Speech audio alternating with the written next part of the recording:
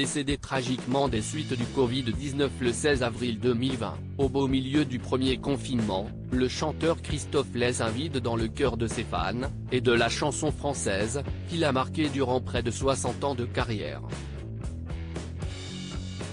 Au cours de sa longue existence jalonnée d'amitié, de rencontres et de collaborations, l'interprète des mots bleus a connu plusieurs femmes, dont Véronique Bevilacqua, avec qui il a vécu une longue histoire de 1968 à 2000.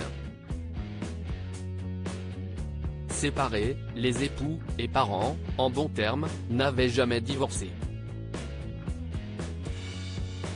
Invité ce 22 juin à s'exprimer dans Touche pas à mon poste sur les événements survenus en marge de la mort de son mari, Véronique a confié sa détresse face aux attaques qu'elle subirait de la part de Michel Thor et de son entourage. La chanteuse aurait vécu une liaison en 1967 avec Christophe lors d'un concert. Cette dernière tente depuis plusieurs années de faire reconnaître son fils, Romain, dont l'artiste disparu serait le père.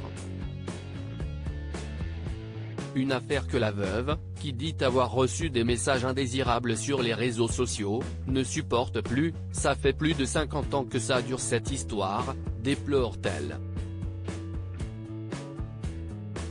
Véronique défend Christophe et charge Michel Thor.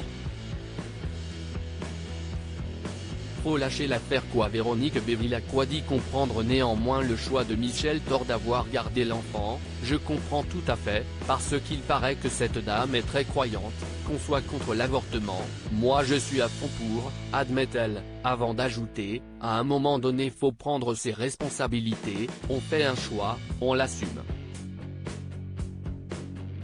On peut pas poursuivre quelqu'un pendant plus de 50 ans, s'agace-t-elle encore.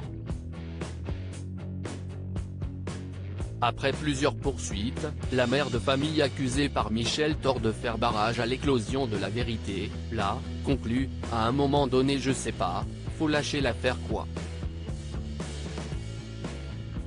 Quant à la relation entre les deux femmes, la mort du chanteur n'a rien arrangé. Le jour où il était décédé elle était déjà à BFM, se souvient Véronique, qui ne pardonnera jamais cette maladresse à Michel Thor.